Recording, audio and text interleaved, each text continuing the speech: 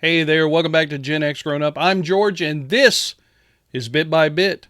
All right, we've got some new Atari DLC on the way. Commodore might just be in a little bit of trouble, and Retroid goes back to the drawing boards for one of their handhelds. All that, just a little bit more on Bit by Bit.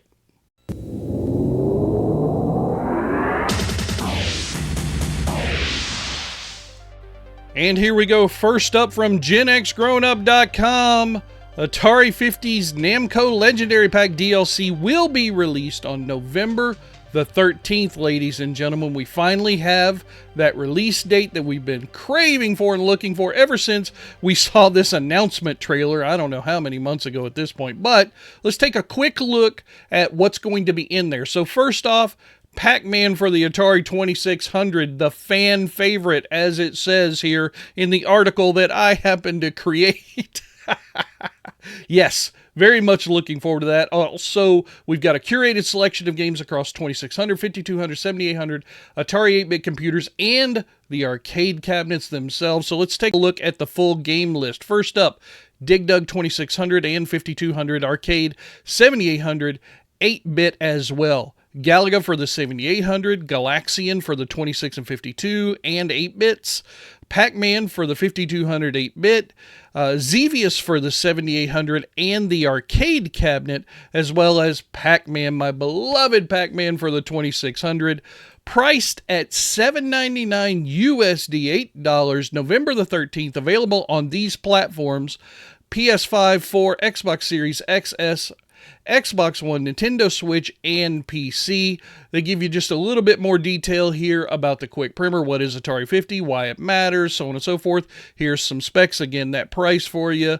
It's called the Namco Legendary Pack. You'll be able to get it wherever you shop on any of these platforms. It's got some great stuff, and one really cool thing, not only can you watch this announcement trailer, but sometime thereafter on the 13th, we're not really sure when we're going to schedule it, maybe that day, maybe the next Tuesday, we are going to do a live stream featuring John from GenXGrownUp, of course, playing this new Namco Legendary Pack. I can't wait. It's going to be awesome.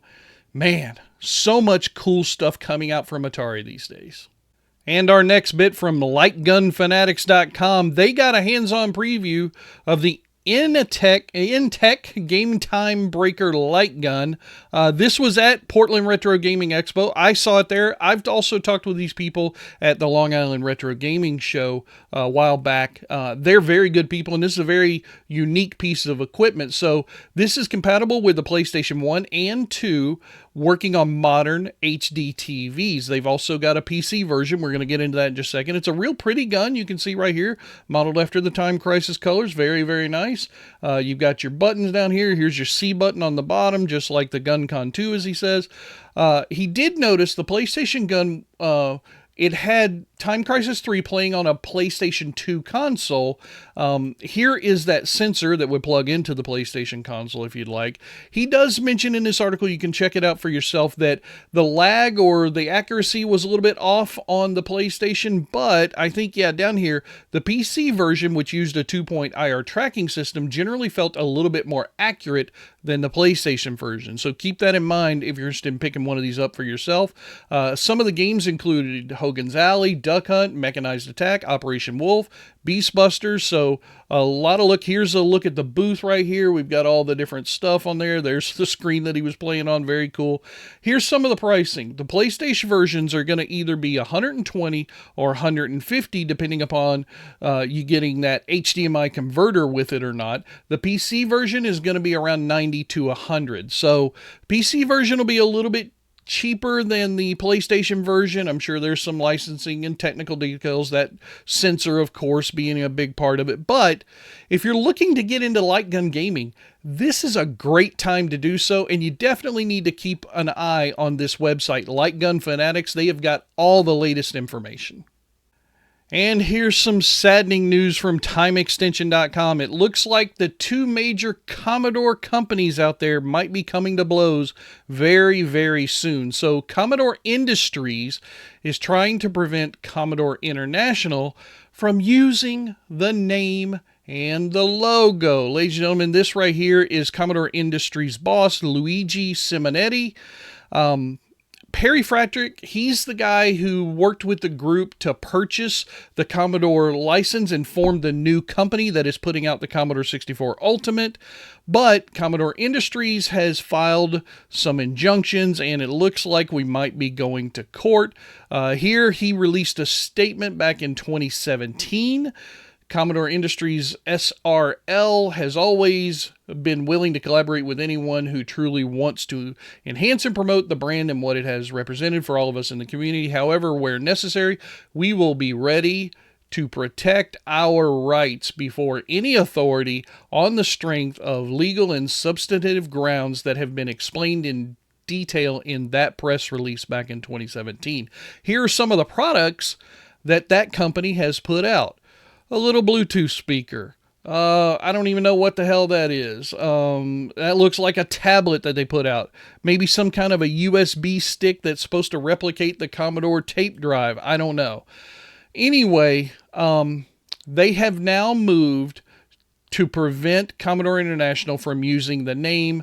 At the same time, the Commodore that Perry Fratrick, which is Commodore International, I'm getting confused on all of them. They just posted this cool little letter, but yeah, it's not looking. Here's the letter that they produced from Leonard Trammell, son of Jack Trammell.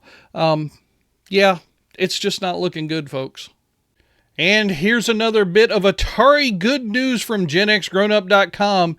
You guys remember 2017, that Atari Pong coffee table that was there? Well, it's back thanks to our good friends over at Allen One.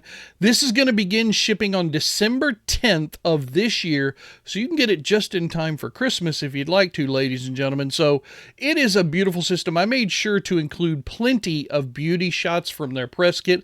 It's all physical. That's the part that gets me. This is not a video game that you plug emulators into and everything. It's a physical system that kind of harkens back to those original Atari Pong cabinets back in the day. Look at that beautiful spinner right there. I love the buttons. 1, 2. Oh, just love this thing. It's so gorgeous. Look at that. That paddle, I love it. It's so awesome. This is very, very cool. So the original company that was doing these for Atari, they dropped out.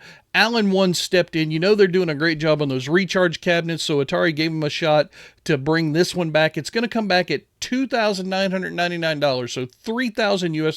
But ladies and gentlemen, this is a statement piece for your arcade. This is not something that you just stick in a corner and hope nobody notices. You can pick it up at allen1.com. If you use that little link right there and you decide to pick one of these up for yourselves, then you'll be able to help Gen X Grown Up just a little bit, because that is an affiliate link for us.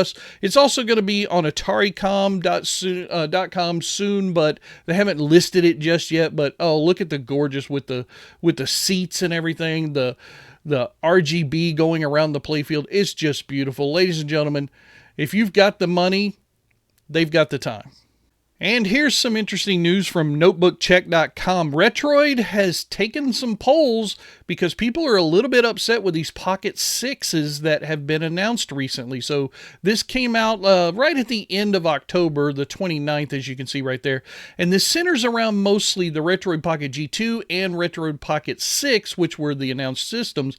But most of the complaints are talking about this Pocket 6. Now you can see the two different images right here, and Retroid decided to run a poll asking their fans which they would prefer. This original one right here with these configurable buttons right below the screen and the speakers and all. You can see also the thumbsticks are in like symmetrical lines, which I don't particularly like, or this version here, but you see the thumbsticks are still there. Now these buttons, a couple of them have been moved to the back, but here are the poll results over on X. So first off, everybody wants to see that left stick on top. So these two right here switch. So D-pad switch with the thumbstick. But then of course, everybody, look at it, 68.8% of respondents on, I guess this is 9,811 votes. So that's quite a few people. They want to see the redesigned version above the current version. So this is what it might look like if it's redesigned. Could be interesting, but we don't know yet because Retroid, as of the writing of this article, hadn't announced whether or not they will actually go with the new design. So if you guys have heard some more updated information, I'd love to hear it. Why don't you put it down in a comment down below, and we'll get some discussions going. Okay, here's just a quick little bit of news. The Intellivision Sprint pre-orders are live, actually on Amazon, not just Atari. They're going to be available for $150. It's going to start shipping on December 5th, as we told you in our video back at PRGE. I will have a special link down in the description of this video that will take you straight to this beautiful system of the Intellivision. We've already given you all the information. Go look at John's video from PRGE. He did 2 videos, one announcing it and one answering your questions. But if you use this special Amazon link that I'll have down in the description of this video, GenXGrownUp will get just a tiny couple of slivers of a penny thanks to Amazon and their wonderful affiliate program. But yeah, the Intellivision Sprint, ladies and gentlemen, this thing is going to be awesome. Look at all these beautiful games. Armor Battle all the way through Vectron. I mean, this thing is loaded to bear.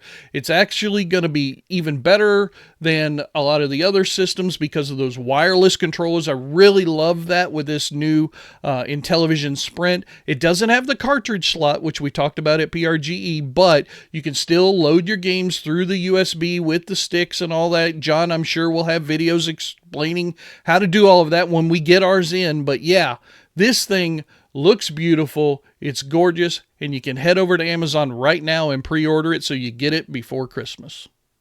And that will wrap it up for another edition of Bit by Bit. Thank you guys so much for sticking around to the end, and we'll talk to you again next time. Bye-bye.